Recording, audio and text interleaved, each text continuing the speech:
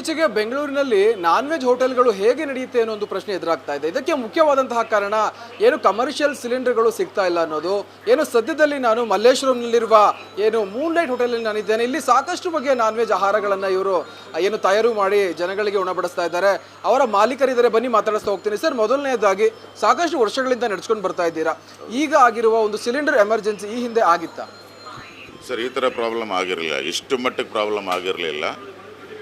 ಇವಾಗ ನೆನ್ನೆ ಮೊನ್ನೆಯಿಂದ ಅದು ಅಟ್ಲೀಸ್ಟ್ ನಮಗೆ ಮುಂದೆ ಎಚ್ಚರಿಕೆ ಕೊಟ್ಟಿದ್ದರೆ ನಾವು ಅದಕ್ಕೇನು ಸ್ಟಾಕ್ ಮಾಡಬೇಕೋ ಮಾಡ್ಬೋದಾಗಿತ್ತು.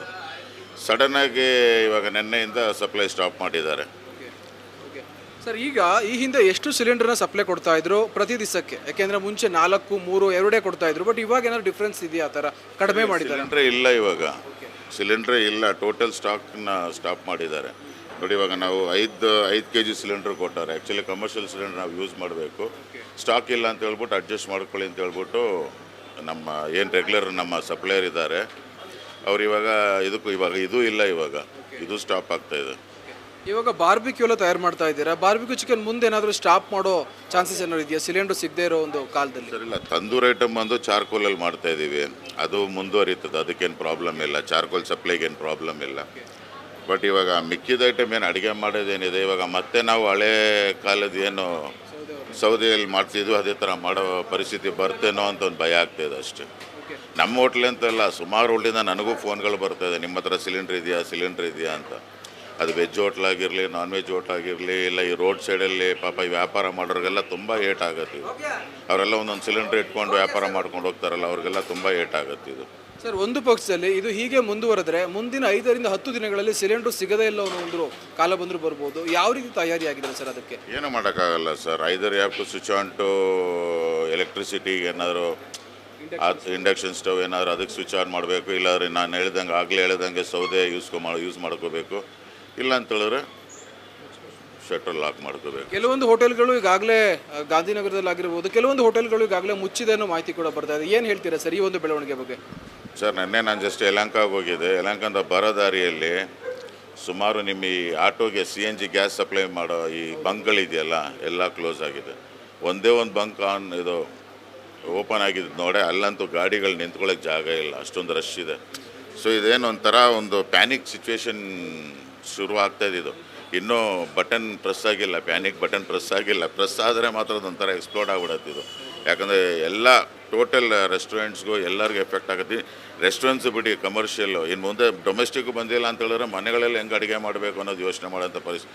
ಲಾಸ್ಟು ಮತ್ತೆ ಅದೇ ಕೆರೋಸಿನ್ ಪಂಪ್ ಹೊಡಿಯೋ ಸ್ಟವ್ಗೆ ಹೋಗೋಂಥ ಪರಿಸ್ಥಿತಿ ಬರುತ್ತೆ ಅನ್ನೋದು ಭಯ ಆಗ್ತದೆ ಅಷ್ಟೇ.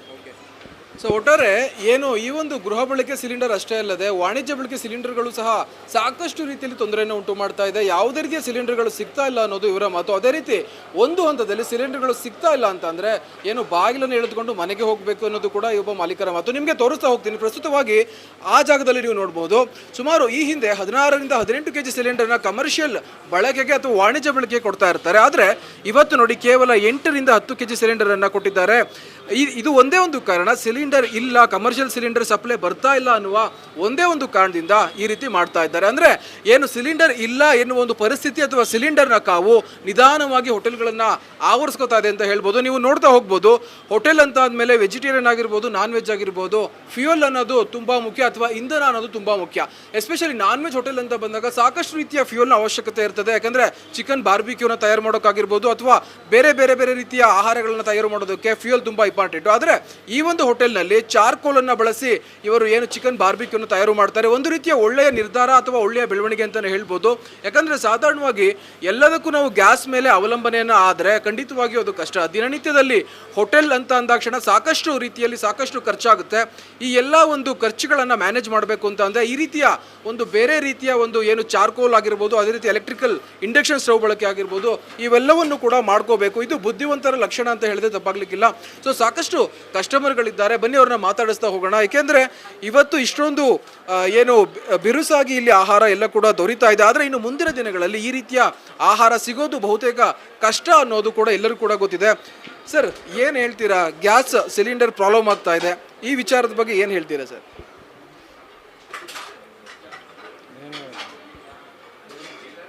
ಗ್ಯಾಸ್ ಸಿಲಿಂಡರ್ ಏನು ಸಮಸ್ಯೆ ಎಲ್ಲ ನಿರ್ವಹಣೆ ಆಗ್ತಾ ಇದೆ, ಏನು ತೊಂದರೆ ಇಲ್ಲ. ಮೋದಿ ಅವರೆಲ್ಲ ನಿಭಾಯಿಸ್ತಾ ಇದ್ದಾರೆ. ಈಗ ನೆನ್ನೆನೂ ಕೂಡ ಮಾತುಕತೆ ನಡೆದಿದೆ. ಇರಾನು ಏನು ಇದಿದೆಯಲ್ಲ, ಏನು ಹಡಗುಗಳು ಎಲ್ಲ ಬರೋದಕ್ಕೆಲ್ಲ ವ್ಯವಸ್ಥೆ ಆಗಿದೆ.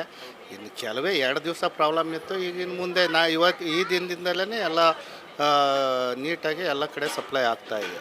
ಓಕೆ, ಒಂದು ಪಕ್ಷದಲ್ಲಿ ಸಿಲಿಂಡರ್ ಸಿಗಲಿಲ್ಲ ಅಂತ ಅಂದರೆ ಬೆಲೆ ಕೂಡ ಜಾಸ್ತಿ ಆಗುತ್ತೆ. ಅಡುಗೆ, ಕಾಫಿ, ಟೀ, ತಿಂಡಿ ಆಗಿರ್ಬೋದು. ಇದ್ರ ಬಗ್ಗೆ ಏನು ಹೇಳ್ತೀರಾ? ಸರ್ ಇಲ್ಲಿ ನೋಡಿ, ಇದು ಸೆಂಟ್ರಲಲ್ಲಿ ಮ್ಯಾಕ್ಸಿಮಮ್ ಏನೇನು ಮಾಡಬೇಕು ಎಲ್ಲ ವ್ಯವಸ್ಥೆ ಮಾಡಿರ್ತಾರೆ. ಆಯಾ ಸ್ಟೇಟು ಸರ್ಕಾರಗಳು ಏನಿರುತ್ತೋ ಅದನ್ನೇ ಒಂದು ಅಡ್ವಾಂಟೇಜಾಗಿ ತೊಗೊಂಡು ಏನಾದ್ರೂ ಜನಗಳಿಗೆ ಏನು ಮಾಡಬೇಕು ತೊಂದರೆಗಳ್ನ ಇಲ್ಲ ಅಂತಂದರೆ ಹೈಕ್ ಮಾಡಬೇಕು, ಅವ್ರಿಗೆ ಬಿಟ್ಟಿರೋದು ಲೋಕಲ್ ಸರ್ಕಾರದ ಮೇಲೆ ಡಿಪೆಂಡ್ ಆಗಿರುತ್ತೆ. ಸೆಂಟ್ರಲಿಂದ ಯಾವುದೇ ಸಮಸ್ಯೆ ಇರಲ್ಲ. ಸೊ ಒಟ್ಟಾರೆ ಇದು ಏನು ಈ ಒಂದು ಸಿಲಿಂಡರ್ ಸಮಸ್ಯೆ ಇದೆ, ಇದು ಸಾಕಷ್ಟು ದಿವಸ ಮುಂದುವರಿಯೋದಿಲ್ಲ. ಯಾಕಂದರೆ ಆದಷ್ಟು ಬೇಗ ಇದೆಲ್ಲವೂ ಕೂಡ ಕ್ಲಿಯರ್ ಆಗುತ್ತೆ ಅನ್ನೋ ವಿಶ್ವಾಸ ಏನು ಕಸ್ಟಮರ್ಸ್ಗಳಿಗೆ ಇದೆ. ನಿಮಗೆ ತೋರಿಸ್ತಾ ಹೋಗ್ತೀನಿ, ಸಾಕಷ್ಟು ರೀತಿಯಲ್ಲಿ ಕಸ್ಟಮರ್ಸ್ಗಳು ಇವತ್ತು ಏನು ಊಟವನ್ನು ಮಾಡ್ತಾ ಇದ್ದಾರೆ. ಅಂದರೆ ಯಾವುದೇ ರೀತಿಯ ಸಿಲಿಂಡರ್ ತೊಂದರೆ ಸದ್ಯಕ್ಕೆ ಆಗಿಲ್ಲ. ಆದರೆ ಮುಂದಿನ ದಿನಗಳಲ್ಲಿ ಸಿಲಿಂಡರ್ ತೊಂದರೆ ಆಗುವ ಎಲ್ಲ ವಿಚಾರಗಳು ಕೂಡ ಬೆಳಕಿಗೆ ಬರ್ತಾ ಇರೋದು. ಅತಿ ಪ್ರಮುಖವಾಗಿ ಗಮನಿಸುವ ಅಂಶವೇನು ಅಂತ ಹೇಳಿದ್ರೆ, ಏನು ಕೇಂದ್ರ ಸರ್ಕಾರದ ಮಿನಿಸ್ಟರ್ ಏನಿದ್ದಾರೆ ಇವರು ಒಂದು ಮೌಖಿಕವಾದಂತಹ ಆದೇಶವನ್ನು ಎಲ್ಲರಿಗೂ ಕೂಡ ಹೇಳಿರೋದು, ಕಮರ್ಷಿಯಲ್ ಸಿಲಿಂಡರ್ಗಳನ್ನು ಆದಷ್ಟು ಕಡಿಮೆಯನ್ನು ನೀಡಿ. ಯಾಕಂದರೆ ಕಮರ್ಷಿಯಲ್ ಸಿಲಿಂಡರ್ಗಳನ್ನ ಕಡಿಮೆ ಮಾಡಿದಷ್ಟು ಗೃಹೋಪಯೋಗಿ ಸಿಲಿಂಡರ್ಗಳನ್ನ ನೀಡಬಹುದು. ಅದೇ ರೀತಿ ಮನೆಗಳಿಗೆ ಬಳಕೆಯನ್ನು ಕೊಡುವ ಸಿಲಿಂಡರ್ಗಳ ಸಂಖ್ಯೆಯನ್ನು ಹೆಚ್ಚಿಸಣೆ ಮಾಡಬಹುದು. ಇಲ್ಲವಾದಲ್ಲಿ ಗೃಹ ಬಳಕೆಯನ್ನು ಏನು ಸಿಲಿಂಡರ್ಗಳಿರ್ತವೆ, ಈ ಗೃಹ ಬಳಕೆ ಸಿಲಿಂಡರ್ಗಳನ್ನು ಕೊಡೋದು ತುಂಬ ಕಷ್ಟ. ಮುಂದಿನ ದಿನಗಳಲ್ಲಿ ಮನೆಯಲ್ಲೂ ಸಹ ಏನು ಅಡುಗೆಯನ್ನು ಮಾಡ್ಕೊಂಡು ತಿನ್ನೋದಕ್ಕೆ ಕಷ್ಟ ಆಗುತ್ತೆ ಅನ್ನೋದು ಅವರ ಮಾತು. ಸೊ ಸಾಕಷ್ಟು ಕಸ್ಟಮರ್ಸ್ ಇದ್ದಾರೆ, ಮಾತಾಡ್ತಾ ಹೋಗ್ತೀನಿ. ಮೇಡಮ್, ಏನು ಹೇಳ್ತೀರಾ? ಮುಂದಿನ ದಿನಗಳಲ್ಲಿ ಸಿಲಿಂಡರ್ ಸಿಕ್ಕಲ್ಲ, ಇಲ್ಲಿ ಅಡುಗೆ ಕೂಡ ಸಿಗೋದು ತುಂಬ ಕಷ್ಟ ಆಗುತ್ತೆ, ಅದ್ರ ಬಗ್ಗೆ ಏನು ಹೇಳ್ತೀರಾ? Okay, thank you sir. ಏನು ಹೇಳ್ತೀರಾ ನೀವು? ಫಸ್ಟ್ ಊಟ ಮಾಡಿಬಿಡ್ತೀನಿ ಆಮೇಲೆ. Thank you sir. Cylinder problem ಆಗ್ತಾ ಇದೆ, ಏನು ಹೇಳ್ತೀರಾ? ಮುಂದಿನ ದಿನಗಳಲ್ಲಿ ಇದು ಇನ್ನೂ ಹೆಚ್ಚಾಗೋ ಚಾನ್ಸಸ್ ಕೂಡ ಇದೆ, ಏನು ಹೇಳ್ತೀರಾ? ಓಕೆ, ಎಲ್ಲರೂ ಕೂಡ ನಾಚ್ಕೋತಾ ಇದ್ದಾರೆ. ಅಂದರೆ ಏನಾಗ್ತಾ ಇದೆ ಅಂತ ನೋಡ್ತಾ ಹೋದರೆ, ಊಟ ಮಾಡ್ತಾ ಇದ್ದಾರೆ, ಊಟದ ಮಧ್ಯದಲ್ಲಿ ಮಾತಾಡಬಾರ್ದು ಅನ್ನೋ ಒಂದೇ ಒಂದು ಉದ್ದೇಶದಿಂದ ಇಲ್ಲಿ ಎಲ್ಲರೂ ಕೂಡ ಬ್ಯುಸಿಯಾಗಿರೋದು. ಸೊ ಒಟ್ಟಾರೆ ಕಾದು ನೋಡಬೇಕಾಗಿದೆ ಯಾವ ರೀತಿ ಈ ಒಂದು ಸಿಲಿಂಡರ್ ಸಮಸ್ಯೆ ಬಗೆಹರಿಯುತ್ತೆ ಅಂತ. ಏಕೆಂದರೆ ಅತಿ ಪ್ರಮುಖವಾದಂತಹ ವಿಚಾರ ಫ್ಯೂಯಲ್ ಅಂತ ಅಂದರೆ ಅಡುಗೆ ತಯಾರು ಮಾಡೋದಾಗಿರ್ಬೋದು. ಅದೇ ರೀತಿ ಹೋಟೆಲ್ಗಳಲ್ಲಿ ಊಟವನ್ನು ತಯಾರು ಮಾಡಲಿಕ್ಕೆ ಏನು ಗ್ಯಾಸ್ ಸಿಲಿಂಡರ್ಗಳನ್ನ ಬಳಸ್ತಾರೆ, ಆ ಒಂದೇ ಒಂದು ಉದ್ದೇಶದಿಂದ ಸಿಲಿಂಡರ್ ಸಮಸ್ಯೆ ಹೆಚ್ಚಾಗಬಾರ್ದು ಅನ್ನೋದು ಎಲ್ಲರ ಮನವಿ. ಕ್ಯಾಮ್ರಾ ಪರ್ಸನ್ ಪ್ರದೀಪ್ ಜೊತೆ ಗಿರೀಶ್, ಗ್ಯಾರಂಟಿ ನ್ಯೂಸ್, ಬೆಂಗಳೂರು.